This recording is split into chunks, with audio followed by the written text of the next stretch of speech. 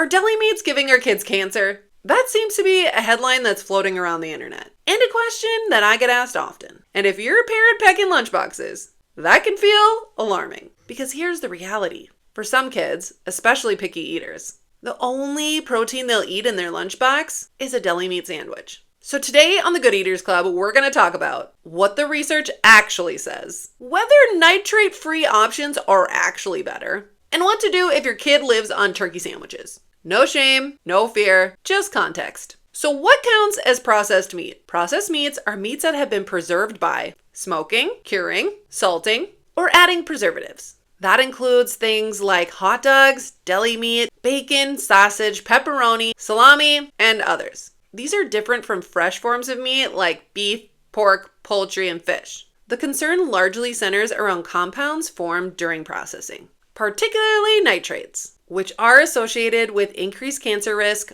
over time. What the research actually says. The International Agency for Cancer classifies processed meats as a Group 1 carcinogen. That sounds terrifying. But here's what that actually means. There's strong evidence that high, regular consumption is associated with an increased risk of colorectal cancer in adults. It does not mean one sandwich causes cancer, your child is doomed, or that you need to panic. In large population studies, eating about 50 grams of processed meat a day, roughly one hot dog or several slices of deli meat every day, is associated with about a 16 to 18% increase in colorectal cancer risk compared to eating none. This is a relative risk, not an absolute risk. We do not have strong evidence that occasional processed meat in childhood causes cancer. That distinction matters. I'm not saying to go out and let your kids eat processed meat every day at every meal, but the nuance matters. So should parents ban it? No, not necessarily.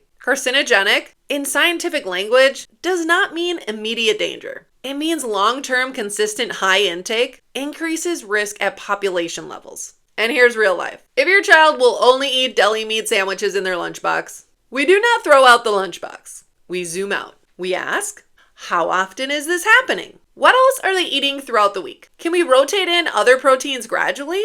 Can we build variety without creating food battles? Because for some kids, that deli meat sandwich is the bridge food that keeps them nourished while we slowly expand their comfort zone. Are there healthier processed meats? Here's the honest answer. Processed meat is still processed meat, whether it's organic, grass-fed, nitrate-free, uncured, or from a premium brand. If it has been cured, smoked, salted, or preserved, it falls into the processed meat category. That said, not all products are nutritionally identical. You might see differences in sodium, fat content, additives, and type of curing agent used. Those differences can matter, especially sodium for kids, but they do not erase the long-term associations found in research. So instead of obsessing over the perfect deli meat, again, I would zoom out and ask, can we gradually expand protein variety? Because if a deli sandwich is the only thing your kid will eat right now, that's okay. But over time, we can introduce alternatives like rotisserie chicken, hard-boiled eggs, egg salad,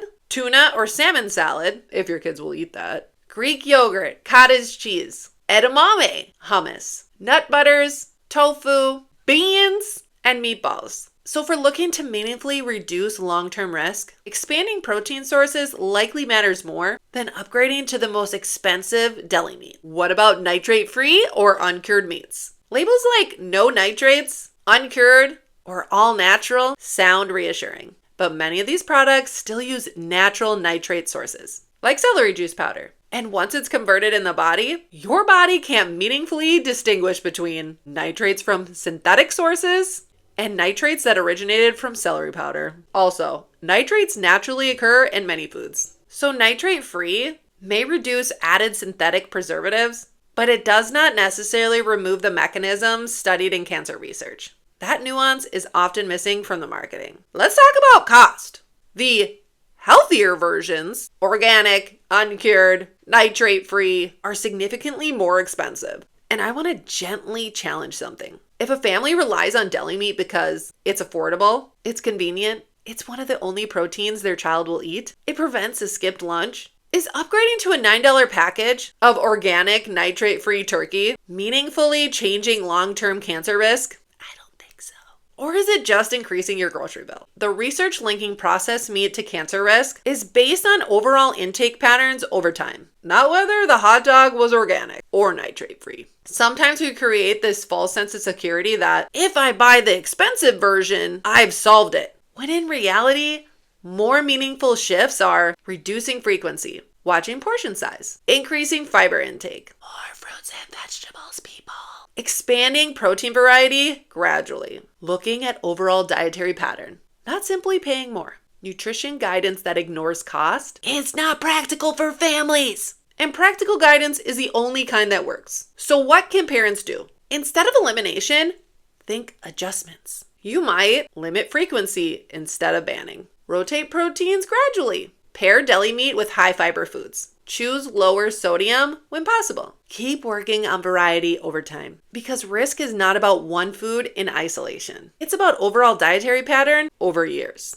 If the rest of your child's diet includes fruits, vegetables, whole grains, beans, nuts, and seeds, that context matters. No processed meats are not health foods. The research does support limiting them, but fear-based messaging does not help families make sustainable changes. If a deli sandwich helps your child eat lunch, grow, focus at school, and avoid a food meltdown, that matters too. We build variety over time, not overnight, because raising a good eater is about progress, not perfection. If you found this at all helpful, make sure you subscribe below so you never miss an episode of the Good Eaters Club.